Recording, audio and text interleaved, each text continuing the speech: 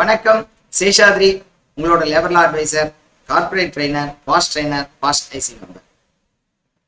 மீண்டும் ஒரு HR statutory compliances video March மாசத்துக்கு உண்டானது, மார்ச் 2025.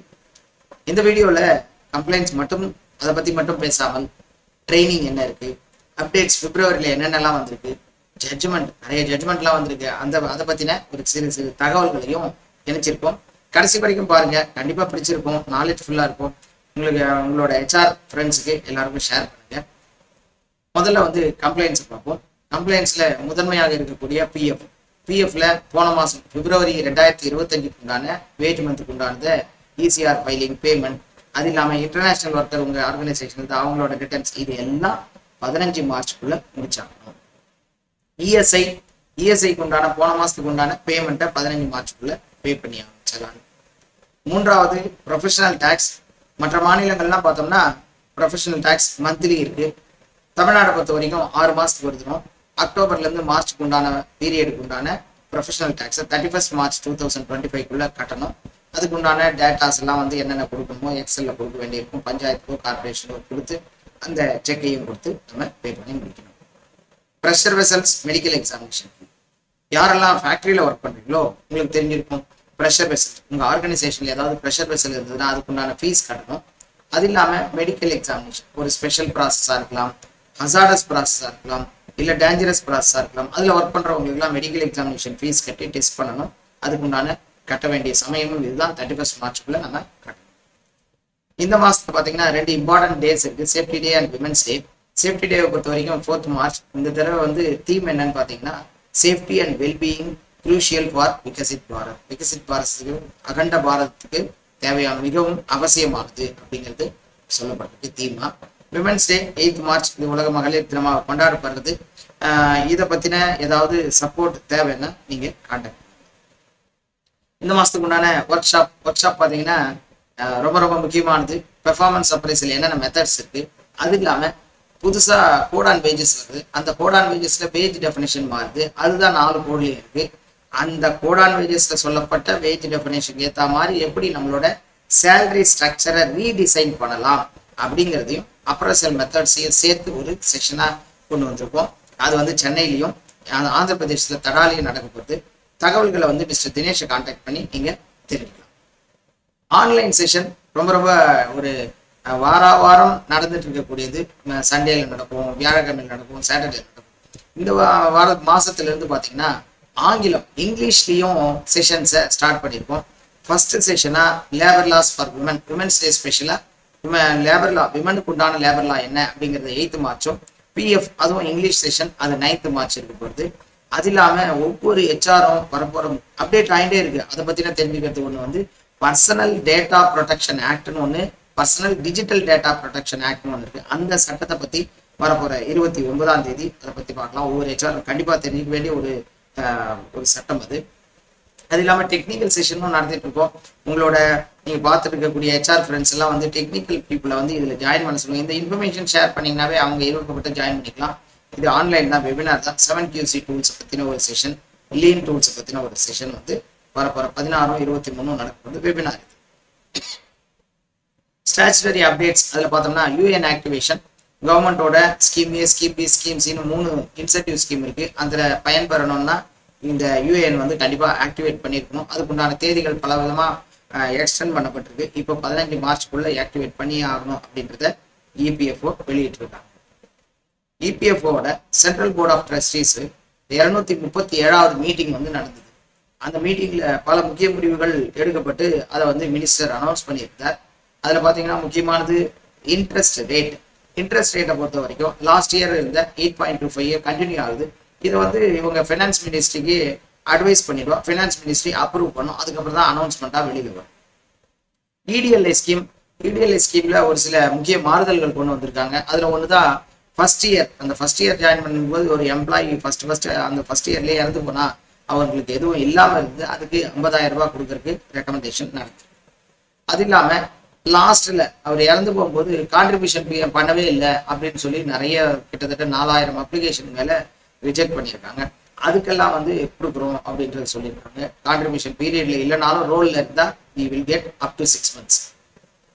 அடுத்ததா பாத்தீங்கன்னா அந்த கேப், வெள்ளிக்கிழமை ரிசைன் பண்ணி ஒரு கம்பெனில இருந்து மறுபடியும் திங்கக்கிழமை போயிருப்பாங்க, கேப் இருக்கும், அந்த 2-4 நாள் கேப் இருக்கும். அந்த கண்டினியூஸ் சர்வீஸ் அதுக்கும் கன்சிடர் பண்றேன் அப்படிங்கிற ஒரு நல்ல முடிவுகள்லாம் வந்து EDL எடுக்கப்பட்டிருக்கு. அது இல்லாம ஹையர் பென்ஷன் அதை பத்தி 72% யாரெல்லாம் அப்ளை பண்ணாங்களோ ப்ராசஸ் பண்ணி முடிச்சாச்சு அப்படிங்கிற ஒரு அப்டேட்டை மினிஸ்டர் கொடுத்துருக்கார். சென்ட்ரலைஸ்டு பென்ஷன் பேமெண்ட் சிஸ்டம் அப்படிங்கிறது ஜனவரிலேருந்து இன்ட்ரடியூஸ் பண்ணப்பட்டிருக்கு. இதன் மூலமா என்னன்னா எந்த பேங்க்ல வேணாலும் இந்த பென்ஷனர் வந்து அக்கௌண்ட் வச்சிருக்கலாம். இது ஒரே நேரத்தில் இந்தியா ஃபுல்லா எல்லாத்துக்கும் அட் ஏ டைம்ல வந்து டிஸ்ட்ரிபியூஷன் நடக்கும். டேமேஜஸ், ஒரு டியூ சரியா கட்டலை, அதனால அதுக்குண்டான டேமேஜஸ் பார்த்தோம்னா 14/6/2024 அப்போ வந்து நோட்டீஸ் பிரகாரம் மாசத்துக்கு 1%. இதுல ஒரு ஆம்பிகியூட்டிலாம் இருக்குது. இந்த நோட்டிபிகேஷனுக்கு அப்புறம் மட்டும்தான் இது செல்லுபடி ஆகும். முன்னாடி இருக்கிறதுக்கெல்லாம் பழைய ரேட்ல தான் கட்டணும் அப்படிங்கிறதையும் இந்த 237ஆவது மீட்டிங்ல மினிஸ்டர் கிளாரிஃபிகேஷன் கொடுத்துருக்காங்க. இஎஸ்ஐல வந்து பட்ஜெட் 2.0 வந்து ஸ்டார்ட் பண்ணியிருக்காங்க. அதுக்குண்டான கருத்து கேட்பெல்லாம் கூட நடந்தது. இது என்னன்னா பட்ஜெட் 1.0 தான் நிறைய டிஜிட்டலைசேஷன் வந்தது. இதுலயும் more digitalisation are expected. ESI corporation ஆரம்பிச்சு 74 ஆண்டுகள். அந்த 74வது ஃபவுண்டேஷன் டே வந்து செலிப்ரேட் பண்ணியிருக்காங்க. 23 பிப்ரவரி அதை வந்து செலிப்ரேட் பண்ணியிருக்காங்க. ஒரு சில ஸ்கீம்ஸ் எல்லாம் அதில் அப்டேட் பண்ண சிபிஐ பாயிண்ட்ஸ் டிஏக்கு உண்டானது பார்த்தீங்கன்னா ஜனவரிலேருந்து டிசம்பர் வரைக்கும் இப்போ பாயிண்ட்ஸ் இருக்கு. இதோட ஆவரேஜ் எடுத்து ஒரு பாயிண்ட்டுக்கு எவ்வளோ உங்கள் இண்டஸ்ட்ரிக்கு அப்படின்றத மல்டிப்ளை பண்ணிங்கன்னா உங்கள் கம்பெனிக்கு உண்டான டிஏ இப்போவே தெரிஞ்சுக்கலாம். ஷார்ட்லி கவர்மெண்ட்டும் இதுதான் அனௌன்ஸ் பண்ணுவாங்க. வேணும்னா நீங்களே கூட கால்குலேட் பண்ணி தெரியும். ஒரு சில அப்டேட்ஸ், மைல்ஸ்டோன் இபிஎஃப்ஓ வந்து கிராண்டா இந்த தடவை வந்து சர்வீஸ் பண்ணியிருக்காங்க. கிட்டத்தட்ட பார்த்தீங்கன்னா கிளைம்ஸ் இந்த வருஷத்துல இப்போ ஹையஸ்ட்ன்றா 5.08 crore கிளைம்ஸை வந்து செட்டில் பண்ணியிருக்காங்க. அதில் அமௌண்ட் பார்த்தீங்கன்னா 2.05 lakh crore அவ்வளோ அமௌண்ட் வந்து கொடுத்துருக்காங்க செட்டில்மெண்ட்ல. அது இல்லாமல் ஆட்டோ கிளைம்ஸ் இப்போ தான் ரீசெண்டாக என்ஹான்ஸ் பண்ணியிருந்தா அதன் மூலமா 1.8 crores வந்து செட்டில்மெண்ட் போயிருக்கு அப்படிங்கிற தகவல்களை சொல்லப்பட்டிருக்கு. இஎஸ்ஐல பார்த்தீங்கன்னா பெனிஃபிட்ஸ் எல்லாம் நிறைய இருக்கு. Maternity benefit, sickness benefit, extended sickness, disability, இதெல்லாம் வந்து நேராக பிரான்ச் ஆஃபீஸ் போய் தான் பண்ணணும்னு இல்லை, ஆன்லைன்லேயே நீங்கள் பண்ணிக்கலாம் அப்படிங்கிற தகவலையும் கொடுத்துருக்காங்க. இஎஸ்ஐல வெப்சைட்ல போயிட்டு மெம்பர் அதாவது ஐபியோட லாகின்ல போனோம்னா இதெல்லாம் வந்து சப்மிட் பண்ணி அதில் நம்ம கிளைம் எடுத்துக்க முடியும். அடுத்ததா மினிஸ்ட்ரியிலிருந்து ஒரு தகவல், அக்ரிகல்ச்சர் செக்டர் தான் அதிகமான ஒரு எம்ப்ளாய்மெண்ட் கொடுக்கக்கூடிய அந்த செக்டார்ல வந்து 44% 46% எம்ப்ளாய்மெண்ட் இன்க்ரீஸ் ஆயிருக்கலாம். கன்ஸ்ட்ரக்ஷன் இண்டஸ்ட்ரியிலையும் 11.7 13% இன்க்ரீஸ் ஆயிருக்கிற தகவல் நமக்கு சொல்லப்படும். கடைசியான பகுதி ஜட்ஜ்மெண்ட்ஸ், நிறைய ஜட்ஜ்மெண்ட்ஸ் இருக்கு. பாஸ்ட்ல பாத்தீங்கன்னா செக்ஷுவல் ஹராஸ்மெண்ட் அதுக்கு உண்டான மீனிங் வந்து நிறைய ஜட்ஜ்மெண்ட்ல கொடுத்துருக்காங்க. அது வந்து எப்படி இம்பாக்ட் ஏற்படுத்துறதுன்றது தான் முக்கியமே வழியே இன்டென்ஷன் முக்கியம் இல்லை. மெட்ராஸ் ஹைகோர்ட் அதை கன்ஃபார்ம் பண்ணியிருக்காங்க. ஒரு எம்ப்ளாயி வந்து மிஸ்கான்டாக்டை அக்செப்ட் பண்ணிக்கிறார், அதுக்கப்புறம் ஃபுல் ஃபிளெஜ்டா மறுபடியும் போயிட்டு என்கொயரி எல்லாம் கண்டக்ட் பண்ண தேவையில்லைன்றத பாம்பே ஹைகோர்ட் கொடுத்துருக்காங்க. எம்ப்ளாயி வந்து எந்த எவிடன்ஸுமே கொடுக்கல, ஆனா நேச்சுரல் ஜஸ்டிஸ் பிரகாரம் நடக்கல என்கொயரி அப்படின்றதுலாம் சேலஞ்ச் பண்ண முடியாது அப்படிங்கிறத சுப்ரீம் கோர்ட் ஆஃப் இந்தியா ஜட்ஜ்மெண்டா கொடுத்துருக்காங்க. அப்பாயின்மெண்ட் லெட்டர் எப்போ வந்து அது அப்பாயின்மெண்ட் லெட்டர்னு சொல்லப்படும், ஒரு லெட்டர்ல இருக்கணும், சைன் பண்ணியிருக்கணும், இதெல்லாம் இல்லாம இதுதான் அப்பாயின்மெண்ட் லெட்டர் அப்படின்லாம் சொல்லக்கூடாது அப்படின்றத டெல்லி ஹைகோர்ட் சொல்லப்படும். கிராஜுவிட்டி, எல்லா எம்ப்ளாய்க்கும் கிராஜுவிட்டின்றது உண்டு அப்ரெண்டிஸ் தவிர. அப்படி இருக்கும்போது கன்சால்டேட் பேர்ல யாருன்னா அப்பாயின்மெண்ட்னா உண்டா, ஆமா உண்டுன்றதை கன்ஃபார்ம் பண்ணியிருக்காங்க மெட்ராஸ் ஹைகோர்ட். ஐசி தான் வந்து ரொம்ப ரொம்ப ஹையஸ்ட் கவர்னிங் பாடி பாஷை பொறுத்த வரைக்கும். அவங்க என்ன பண்ணணும், எல்லாருக்கும் ஃபேர் ஆப்பர்ச்சுனிட்டி கொடுக்கணும். ஆனா ஃபேர் ஆப்பர்ச்சுனிட்டி கொடுக்குறேன்ட்டு எல்லாரையும் போட்டு தொல்லையும் பண்ணிடக்கூடாது அப்படிங்கிறது மெட்ராஸ் ஹைகோர்ட்டோட ஜட்ஜ்மெண்ட்ல கொடுத்துருக்கு. என்கொயரி, எப்போ ஒரு ஒர்க்மேன் வந்து வேலைக்கே வரதில்லை, நின்று போயிட்டான், கூப்பிட்டாலும் வரமாட்டேன்ட்டான், அதை ரைட்டிங்ல எங்கேயோ வாங்கிட்டோம் அப்படின்னா அந்த சமயத்துல நீங்க என்கொயரி பண்ணி தான் அவனை எடுக்கணும், இல்லை என்கொயரி இல்லாமையே அப்படிங்கிறத பாம்பே ஹைகோர்ட் வந்து நமக்கு ஜட்ஜ்மெண்டா கொடுத்துருக்காங்க. அடுத்ததா person performing work normal person cannot do, அதுதான் வந்து யாரெல்லாம் நார்மலா இருக்கக்கூடிய பர்சன் பண்ண முடியாது, ஆனா ஒரு பர்சன் பண்றாருன்னா அதுக்கு பேர் தான் ஸ்கில்டு ஒர்க் அப்படிங்கிற டெஃபினேஷனை சுப்ரீம் கோர்ட் கொடுத்துருக்கு.